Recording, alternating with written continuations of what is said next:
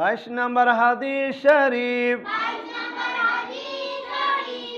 আল-যুলমু যুলুমাতুন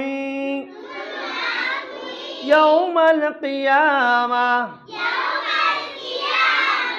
الظلم ظلمات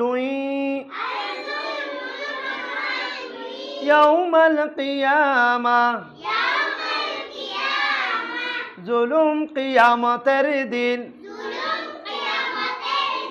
ভীষণ অন্ধকার হয়ে দেখা দিবে।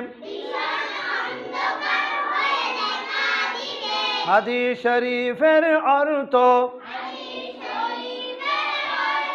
জুলুম কিয়ামতের দিন